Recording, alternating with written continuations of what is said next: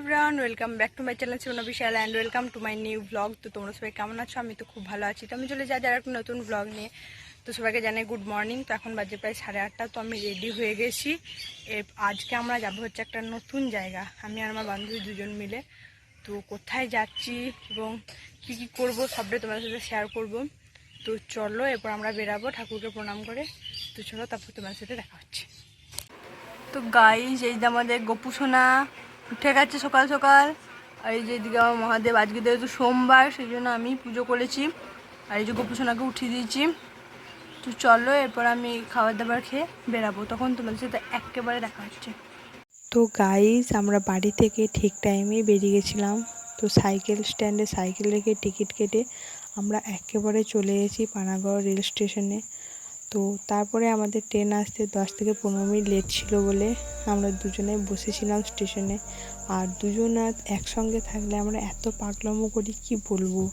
আর দুজনকে মানে উদ্ভট রকমের কোয়েশ্চেন জিজ্ঞেস করি, আর যদি না পারি গুগলে সার্চ করি। মানে এটাই হচ্ছে আমরা। 2000 years later. তো আমরা 20 থেকে 25 মিনিট পর আমরা গলসিতে পৌঁছে গেছি। আর প্রথমে আমরা মানে কলেজটা খুঁজে পাচ্ছিলাম না। তো সেই জন্য এই যে আমার একটা বান্ধবী গেছিলো, তো ওর দাদাও গেছিলো। তো আমরা 4 জন মিলে একসাথে যাচ্ছিলাম। আর রাস্তাটা হচ্ছে পুরো লাল মাটির, মানে স্টেশন থেকে বেরিয়ে তোমরা রাস্তাটা দেখতে পাবে। আর চারিদিকে ধান গাছ, কি দারুণ। তো গাড়ি আমরা ফাইনালি পৌঁছে গেছি, নেমে গেছি বলছি থেকে স্টেশন থেকে। তো সামনেই কলেজ পুরো দেখা যাচ্ছে। তো পুরো রাস্তায় হাঁটছি। তো চলো, তোমার সাথে কলেজে গিয়ে একেবারে দেখা হচ্ছে। এখন কিছু কথা বলছে। তো গাইস, এইটাই হচ্ছে আমাদের গলসি মহাবিদ্যালয়। মানে পুরো ব্লুতে আর সাদাতে রং করা, একটা আলাদা রকমেরই। তো আমরা পুরো কলেজের সামনে পৌঁছে গেছি। আর কলেজের সামনে এরকম একটা গেট আছে, লেখা আছে গলসি মহাবিদ্যালয়। আর সালটা দেওয়া আছে, যে সালে স্থাপিত হয়েছিল 2007 সাল। তো আর ঢুকতে এদিকে নানান রকমের গাছ আছে, স্বামী বিবেকানন্দের একটা স্ট্যাচু আছে। তো তোমরা সবটাই দেখতে পাচ্ছ। আর এই গাছগুলো দেখে একটা আলাদা রকমেরই কেমন লাগছিল, মানে এত সুন্দর সুন্দর গাছ ছিল। মানে আমি প্রথমে শুধু গাছগুলোকেই দেখছিলাম যে কি দারুণ গাছগুলো। মানে এখনকার দিনে গাছ খুব কমই দেখা যায়, মানে প্রচুর পরিমাণে গাছ কাটা হচ্ছে। তো সেই জায়গায় এখানে এত এত গাছ আছে, একটা আলাদা রকমেরই অনুভূতি হচ্ছিল। তো এই যে এটা হচ্ছে আমাদের কলেজের ভিতরটা। তো আমাদের দোতলায় যেতে বলেছিল, 10 নম্বর রুমে, যেখানে আমাদের ভেরিফিকেশন হবে। হ্যাঁ, আজকে আমাদের ভেরিফিকেশন ছিল, তো সেই জন্যই আমরা কলেজে গেছিলাম।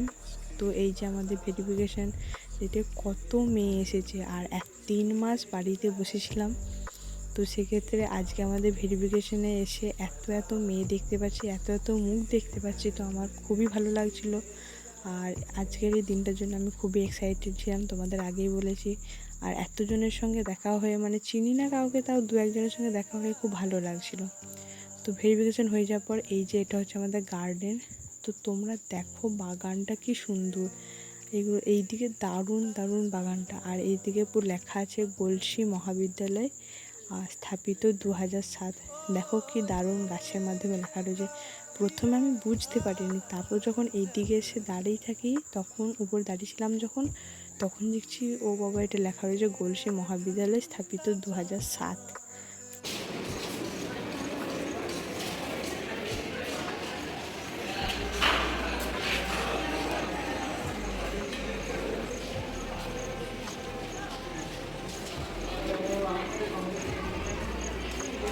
তো আমাদের ভেরিফিকেশন হয়ে যাওয়ার পর আমরা বেরিয়ে পড়েছি বাড়ি যাওয়ার উদ্দেশ্যে। আর আমাদের আজকে গেট পাস দিয়ে দিয়েছে, আমাদের বুধবার থেকে কলেজ। তো প্রথম ডে কলেজ করব, তো বাড়ি চলে যাচ্ছি, টাটা। তো গাইস, আমাদের ভেরিফিকেশন হয়ে গেছে। পুরো রোদ, পুরো ফাঁকা রোদ। ওই জন্য ছাতা নিয়ে যাচ্ছে, বা হেঁটে হেঁটে পুরো স্টেশনে যাবো। তারপর ট্রেন আছে, দেখি কত ট্রেন আছে। তো চলো একবার স্টেশনে দেখা। এত গরম কি বলবো, দেখতেই পাচ্ছ অবস্থা পুরো খারাপ। এত অবস্থা কি বলবো।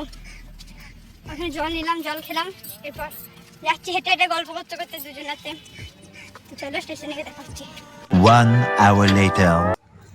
তো গাইস, আমরা এখন গলসিতে বসে আছি। কি অবস্থা দেখো, আমাদের পুরো মুখটার অবস্থা পুরো খারাপ।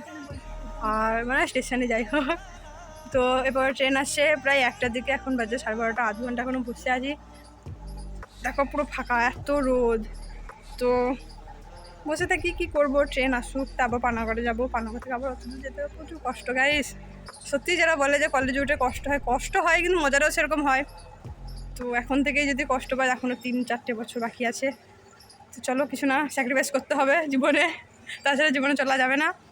তো এখন বসে আছি, তো এরপর যাবো। তো চলো ট্রেন আসুক, আমরা কিছু গল্প করি, ছবি তুলবো, ভিডিও বানাবো।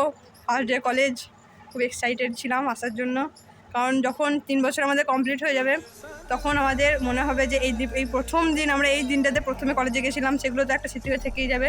তো সেই জন্য আমার কাছে দিনটা খুবই স্পেশাল ছিল।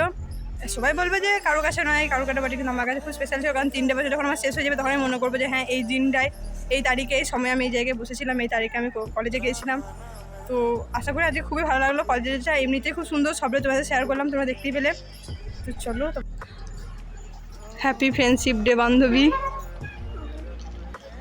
Thank you. তো গাইস, কালকে ছিল ফ্রেন্ডশিপ ডে, তো আজকে হচ্ছে বাসি ফ্রেন্ডশিপ ডে। তো মানে আমার সব বান্ধবী যারা 1 থেকে আমি 12 পর্যন্ত পড়েছি, তো সবাই মোটামুটি আছে। 1 থেকে মানে 12 পর্যন্ত যাদের ছিল, মোটামুটি 2-1টা বান্ধবী আছে, মানে আছে বলতে মানে খুব একটা কথাবার্তা তাদের সঙ্গে হয় না, খুব কমই হয়। তো এটা হচ্ছে আমার 9 থেকে বান্ধবী, তো মানে খুবই ভালো। তো আশা করি ও সারা জীবন আমার পাশে থেকে যাবে। তো ওই friendship day gift okay first খান। তো চলো আমরা খেতে থাকি, তোমরা দেখতে থাকো না। তো আমরা 3টে নাগাদ পানাগড়ে পৌঁছে যাই। তো আজকে যেহেতু পানাগড়ে সেল ছিল, তো সেই কারণে মানে সেলে নানান রকমের জিনিস পাওয়া যায়, মানে জুতো, জামা, ব্যাগ, সব রকমের। তো বৃষ্টি এখানে ব্যাগ নেবে বলে এসেছিলো, আর আজকে আমার মাথা থেকে একদম বেরিয়ে গেছিলো যে দোকান সব বন্ধ ছিল। মা আমাকে বলেছিল ফল নিয়ে আসতে, আর ফলের দোকানও দেখছি খুব বন্ধ। তো পানাগড়টা 3 থেকে 4 বার ঘোরার পর এই যে আমি এতগুলি ফল পেয়েছি, তো তোমাদের দেখিয়ে দিলাম। তো ভিডিওটা আজ এই পর্যন্তই, দেখা হচ্ছে অন্য কোনো ব্লগের। টাটা।